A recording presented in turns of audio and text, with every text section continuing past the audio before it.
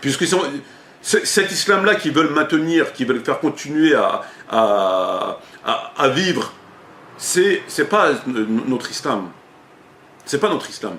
On n'a aucun intérêt, nous, dans ça. La mosquée, demain, si on n'a plus de mosquée, prier chez soi, prier dans un endroit quelconque, à partir du moment où il est propre, ça nous suffit largement, puisque de toute façon, les prêches sont dirigés par l'autorité ou d'au-dessus. Donc il n'y a pas de différence. On n'a pas besoin d'une mosquée de 20 millions d'euros, de 15 millions d'euros, et à demander constamment de l'argent aux gens. Parce qu'il n'y a pas de différence. Il n'y a pas. C'est pas la mosquée au sens de la charia. C'est des mosquées, elles sont vidées de leur subsistance, il ne laissent que l'apparence, que la carcasse. Donc vous priez demain dans un autre endroit, c'est exactement la même chose. Ce n'est pas des mosquées. Ce ne sont pas des mosquées. Et le fait de parler d'islamophobie, ben, l'islamophobie, elle a toujours existé, l'islamophobie. Je veux dire, on ne va pas obliger des gens à nous aimer.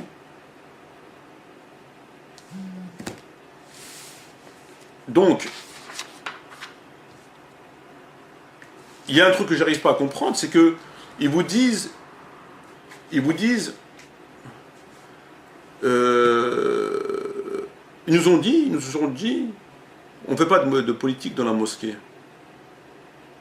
C'est d'ailleurs écrit dans l'entrée de certaines mosquées, comme celle de Tanger, de différentes mosquées, conformément à la volonté du pouvoir en place, donc l'autorité française, conformément aux prescriptions du code pénal, il est interdit de faire de la politique dans des lieux servant de lieux de culte habituellement. C'est un article de loi.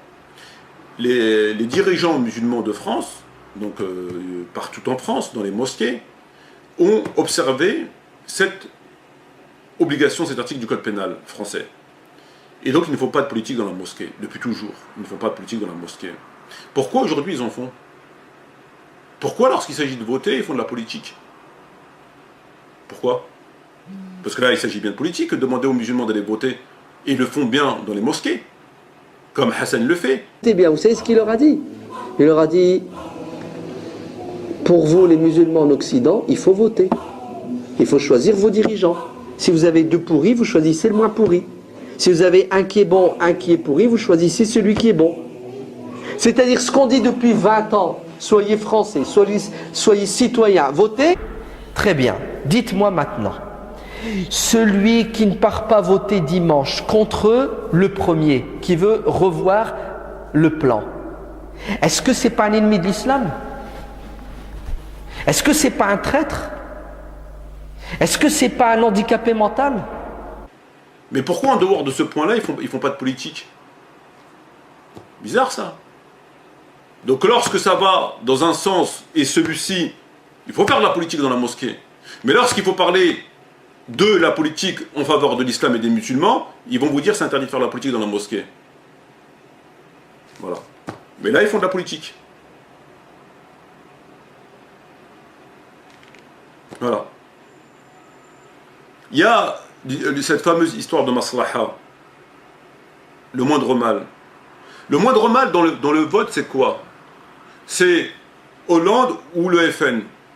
C'est quoi le moindre mal? Comme il l'a dit Rachid Abou Edaifa. Tu vois qu'il y a un intérêt, awalan, tu le fais par intérêt, tu vois qu'il y a un intérêt pour un candidat plus qu'un autre, bien que pour toi, dans les deux candidats, il y a du mal, mais tu as appliqué la règle, qui est quand tu te retrouves face à deux choses mauvaises, tu choisis la moins mauvaise, car il y a un intérêt, à ce moment-là, vote. Le moindre mal, c'est Hollande. C'est un concept religieux, le maslaha. Le moindre mal entre Hollande et la droite, c'est quoi?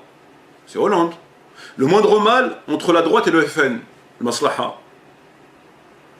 c'est la droite. Donc en fait, Hollande, FN, maslaha, Hollande.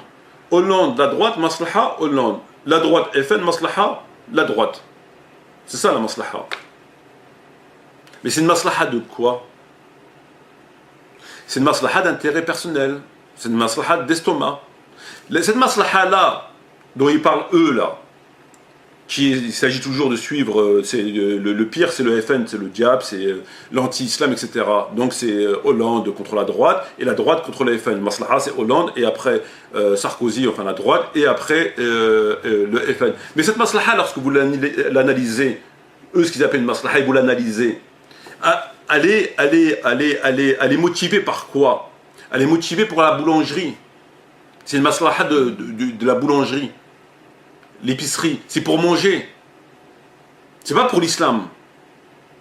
C'est un concept religieux qu'on a complètement dénaturé et qu'on a encore dénaturé par le fait que ça ne s'applique pas sur la question des musulmans, du haram comme on est actuellement. La maslaha, c'est une question de contrainte qui est indépendante de notre volonté, etc. Bon, bref, on va pas faire un cours sur la maslaha, c'est pas le but. Mais admettons, c'est pas la question. Mais là, la maslaha, là, c'est qu'il utilise ce concept pour des choses, pour le pain, pas pour la foi. C'est un concept de foi, de digne, de crainte de Dieu, de science par rapport à la foi. Mais eux, ils l'ont détourné pour le pain. Ça veut dire quoi? Quand ils vous disent que la maslaha nous dit de voter Hollande contre la droite, ils l'ont dit. Quand ils disent que la maslaha est de voter la droite contre FN, pourquoi? Pourquoi? Parce que la maslaha vous dit de voter là où vous allez manger, vous êtes sûr de manger. Si vous votez Hollande, la droite elle est un peu dure avec les musulmans. On ne sait jamais, ils vont enlever les allocs, etc. Et si vous votez le FN contre la droite, le FN, c'est même pas la peine. Ils vont remettre en question vos acquis, entre guillemets. Mais quel acquis? Le problème, c'est quel acquis? Lequel acquis? L'acquis des mosquées, c'est votre bidule. L'acquis des parkings, l'acquis de vos boucheries halal. C'est quoi l'acquis? Il est où l'acquis pour les musulmans et l'islam? Il n'y a pas d'acquis. Parce que il n'y a pas d'islam. C'est une parodie d'islam. Le prophète Mohammed, il a brûlé des mosquées. Ceux qui ont édifié une mosquée pour en faire un mobile de rivalité, d'impiété, de division entre les croyants, qu'il a préparé pour celui qui auparavant avait combattu Allah et son messager, ne te tiens jamais debout dans cette mosquée. Le prophète dit, allez détruire cette mosquée, briser tout ce qui est de pierre et de maçonnerie, et brûler tout ce qui est de bois.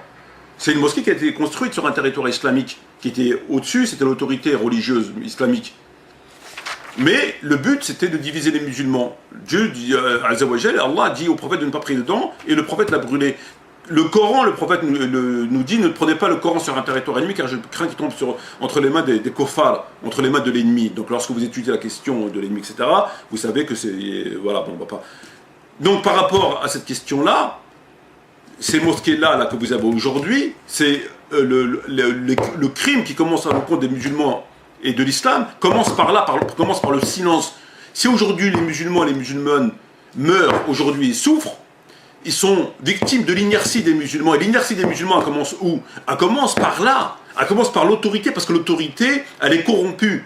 Et ils font en sorte de maintenir les musulmans dans cet islam-là, dans l'inertie, comme il le fait constamment Rachid Abou Daifa. Boire de l'urine et du lait de chamel. Naam, de l'urine et du lait de chamel. At-tasfir, c'est-à-dire l'applaudissement, et at-tasfir, c'est-à-dire le sifflement. Siffler. Applaudir et siffler. C'est quoi le jugement?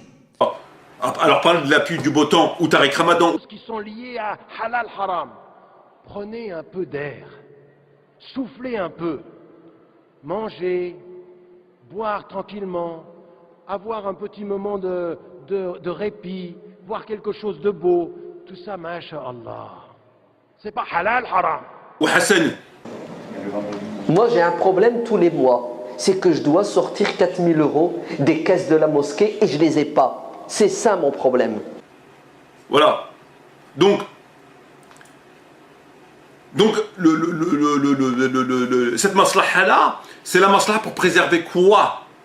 Le moindre mal pour préserver quoi? Pour préserver ça. Pour préserver la boulangerie et la mosquée, le parking et peut-être de ne pas trop être insulté, mais bon, ça on peut pas non plus, ils vont pas, les présidents ne vont pas dire aux Français, mais enfin voilà, bon bref, et les articles de loi par rapport à l'anti-islam, la xénophobie, etc., ils sont déjà légiférés, il n'y aura pas d'autres lois par rapport à ça spécifiques aux musulmans, donc il ne faut pas rêver, il ne faut pas dire n'importe quoi.